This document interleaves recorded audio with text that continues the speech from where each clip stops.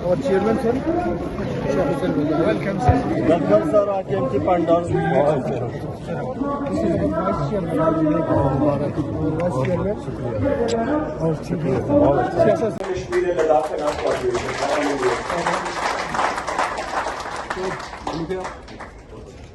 Now I request Dr. Safdar Ali Saab to receive a sanction letter of rupees 10 CR from NMDFC from Minister.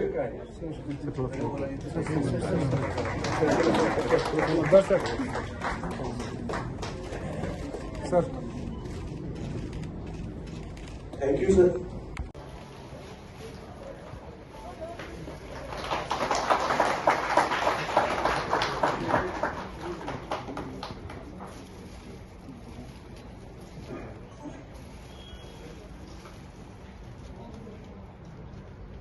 Mr. Manoj Punia, he will present bouquet and conduct to CC Ladakh.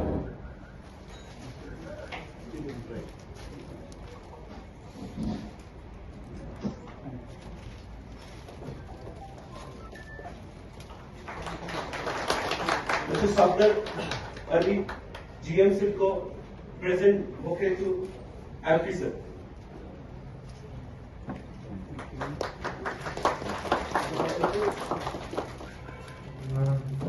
Mr. Arshad Abid Jalu, GM JP LLC, present bouquet and conduct to Chairman Hajj Committee.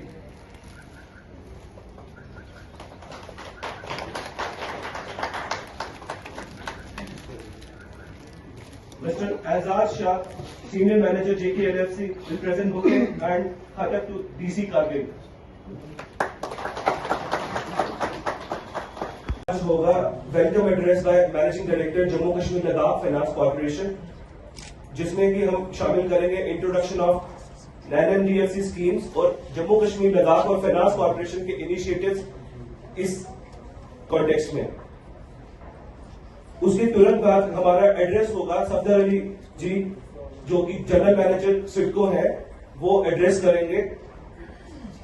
उसके तुरंत बाद honourable minister sir will present a keynote address which will be followed by a distribution of sanction letters to Jammu Kashmir and Ladakh Finance Corporation and SIDCO. It will further be followed by interaction with the prospective and existing beneficiaries of NMDFC financially assisted by Jammu Kashmir and Ladakh Finance Corporation. आखिर में हम conclude करेंगे और vote of thanks करेंगे, जो कि मनोज पुनिया जी deputy general manager NMDFC हैं, वो इसको अंजाम देंगे। यहाँ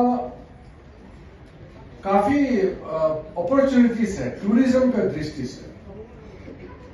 कल जैसे मुझे डीसी साहब एसपी साहब ने बताया और हमारा बाद में इंटरेक्शन होते समय हमारा चेयरमैन साहब ने मुझे बताया और अनायत अली जी तो हमको 2-3 बार पहले भी मिल चुके हैं, उन्होंने मुझे बताया यहाँ एक तरीके से लेह में जितना टूरिज्म का इंफ्रास्ट्रक्चर डेवलप हुआ यहाँ नहीं हुआ करगिल में, और आने वाले दिनों में करगिल टूरिज्म एडवेंचर स्पोर्ट्स का बड़ा हब बन सकता है। पूरा यहाँ उसका पोटेंशियल है। एयरपोर्ट का कुछ टोपोग्राफिक डिफिकल्टीज है, मगर उनका भी हम लोग सबको विचार करना होगा। अभी हमारा MP साहब ने, हनीफा साहब ने जो बताया कि यहाँ वो डिफेंस को लेकर के उनका लैंड का अवेलेबिलिटी का यहाँ कमी है, उसके भी चर्चा कर रहे हैं। हम लोग सब मिलकर के उसको देखते हैं क्या कर सकते हैं। रोड जो है अब जोजिला टनल बनने के बाद और जंस्कार से यहाँ और जंस्कार से धारचा का और फिर जंस्कार से नीमो का जो रास्ता है, ये लगभग अब फाइनल स्टेज में है। मैं अभी भी चुनाव में जंस्कार जाके आए थे, मैंने ड्राइव भी किया उस रास्ते में।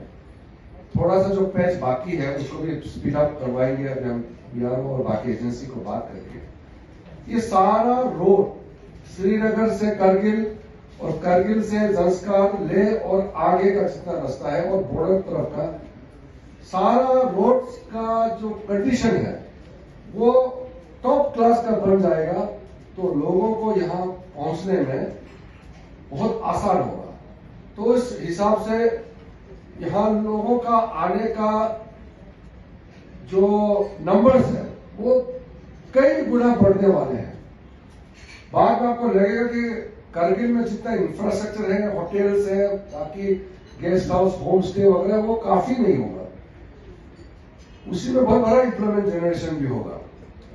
तो इस हिसाब से चाहे वो एडवेंचर स्पोर्ट्स का हो, चाहे आपका कल्चरल हेरिटेज टूरिस्ट अट्रैक्शन कराने के लिए उसको रीडेवलपमेंट टाइट रहता है, तो फिर भी समय निकाल करके मैं बाकी लोगों से भी मिल रहा हूं और मैं आपको आश्वासन देता हूं कि अगले बार हिंदुस्तान से जितने भी हज के लिए जो जाएंगे, जितने हाजियों का व्यवस्था है, उनका अरेंजमेंट है मक्का मदीना जाने का, उसको मैं और आसान और सुविधा के साथ करने जा रहा हूं। मेडिकल फैसिलिटी से लेकर के बाकी चीजों का जो गए अभी हज का जो रिपोर्ट मैंने देखा है, वहां बहुत गर्मी रहा है और सऊदी अरब के वहां एक सिस्टम है जिसको हम जबरदस्ती टेक ओवर नहीं कर पाते हैं। मैं शायद नवंबर के आसपास सऊदी अरब जाऊंगा, तो वहां के मंत्री जो हज के मिनिस्टर हैं, उसका मैसेज आया मेरे पास में, कुछ इंटरेक्शन हुआ है। मैंने उनको बताया कि मैं जब आऊंगा तो कुछ डिटेल्स मामले में उनके साथ बातचीत करके उसको हल करना चाहता हूं। तो कई चीजें हैं बोलने का, लेकिन क्योंकि हम आगे भी निकलना है और आज मुझे दिल्ली पहुंचना है, श्रीनगर तक हम बाई रोड जाएंगे, तो हम बहुत ज्यादा समय नहीं देना चाहता हूं, क्योंकि अभी हमारा बेनिफिशरीज का भी कुछ हम बातें सुनेंगे।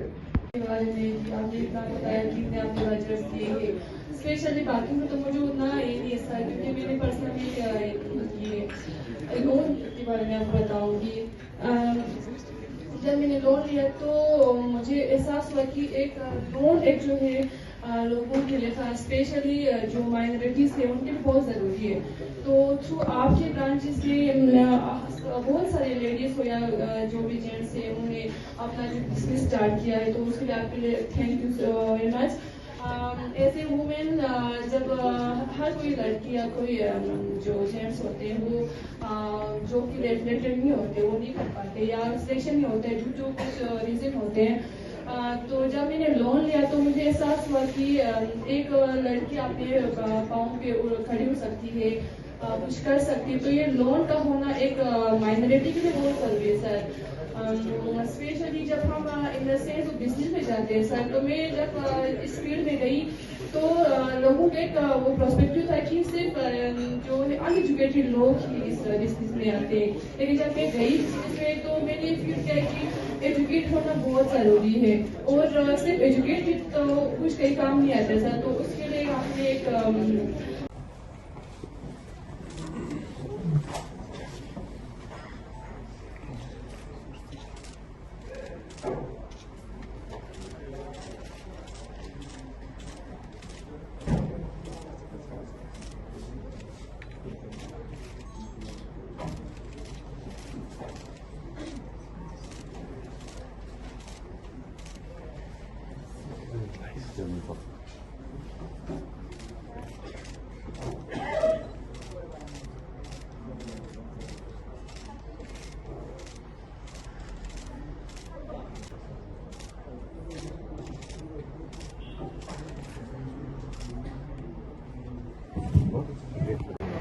मेहमान मेरी शख्सी मेहमान तो अजीज मुकर्रमी हो हुसैनी मेहमानी मेरी मेहमान है मेरी या जहान में कम दुखो या इमाम यो मस्जिद आती चाहते या इमाम यो मैं दर सुनी दुनिया वरना वजीफा कर लो रमजान का प्रोसेसर वाले आदि अपना निस्बत का मतलब वजीफा प्रोसेस का रोशनी वरन अदा था रोशनी बस जब मुझे उनकी मस्जिद का फातिमा करार मत समझी जब वाले पे ने का वसीला हो रमजान की प्रोसेसर वाले रवायत की बुरानी के खंडार का सब अपना निस्बत वजीफा सुनियो अदा और रोशनी من عيار حق بعض الشيء طبعا تنسيب الشيء سيجاره هذا شيء جديد هذا شيء يمكن أن نعرف الإمام مسلم حقق عيار من الشيء أمير المؤمنين حتى يأخذ له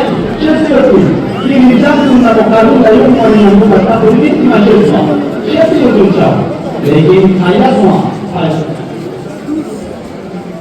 پیغمبر مکرم اسلام که خود روایت نورانی چند تسلملت اول کان نتیجه نسیو السابقون الى ظل عرش الله ينتصر مرور کرده خدا لدي امام جمع اگر امام حسین زم لگت فی لگت کو یکسر خود امام حسین غیر امام زد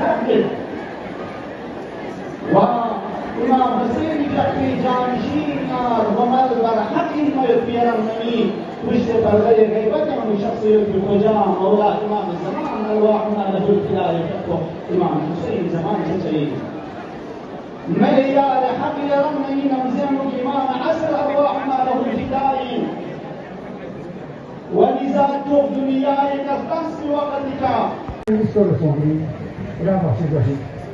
यहाँ ऐसा चीज हम खूब सिखा देता मौजूद है अजीजान और मेहमान शख्सी मेहमान ना लेना पर मेहमान जिले में मुआज़्ज़ज़ मुकर्रम में ताबे तकरीम एहतराम कामिल यूं फख्र तशय्युई मकतब अहलुल बैत मकतब हुसैनिया मेहमान मकसदी मेहमान वाले मेहमान में खैमे हुसैनी अज़ादारान हुसैनी। वो अभी हम बात करेंगे, प्रपोजल मंगाएंगे यहाँ से। करगिल का कल्चरल हेरिटेज कोई अच्छा चीज, लेकिन उसको एजुकेशन के साथ जोड़ना होगा, उसमें शिक्षा देना होगा। यहाँ जितना भी बड़े इंस्टीट्यूट है हम बात करेंगे, और उसमें हमारे मुस्लिम समुदाय में शिक्षा का कैसे हम आधुनिकीकरण कर सके, क्वालिटी बढ़ा सके, इसके लिए हम मदद करेंगे। और साथ साथ में कल्चरल हेरिटेज को भी हम मदद करेंगे। सर जैसे कि आपको पता है सर, जोजिला बंद होने के बाद 6 महीने के लिए अभी हमारा टनल तो बंद है सर, मगर तब तक के लिए भी यहाँ पे 6 महीने के लिए पूरा कटा रहता है सर। वो तो टनल बनने के बाद ठीक हो जाएगा। भलाई के लिए उन लोगों के जिंदगी को और सुधारने के लिए क्या करेंगे? ये हमारे और से लोगों को इंडिविजुअल के दृष्टि से भी और कम्युनिटी के दृष्टि से भी काफी मदद मिल रहा है। उसका यहाँ के लाइफ में काफी बदलाव होगा और आगे और भी तेजी से काम करने वाला। प्राइम मिनिस्टर मोदी जी ने कहा ना, 3 गुना स्पीड में हम काम करेंगे, तो हम 3 गुना स्पीड में लद्दाख के लिए भी काम करेंगे। और माइनॉरिटीज के लिए जितना काम मोदी जी ने किया है किसी ने नहीं किया है, और दुनिया में किसी एक देश में माइनॉरिटी एक्चुअली सबसे ज्यादा सेफ और सबसे अच्छा जिसका देखभाल हो रहा है तो हमारा हिंदुस्तान में हो रहा है। कभी 1-2 लोग गलत बातें करते हैं ना, राजनीतिक कारण से पॉलिटिकली मोटिवेटेड कुछ नैरेटिव चलाते हैं, वो सही नहीं है। इंडिया में, हिंदुस्तान के अंदर में माइनॉरिटी जितना सेफ है दुनिया में कहीं नहीं है। मैंने पहले का भी रिकॉर्ड देखा है, आज का भी देखा है। हिंदुस्तान में सब रहना चाहते हैं और 1-2 लोग गलत बात करते हैं, उस पर ध्यान नहीं देना चाहिए।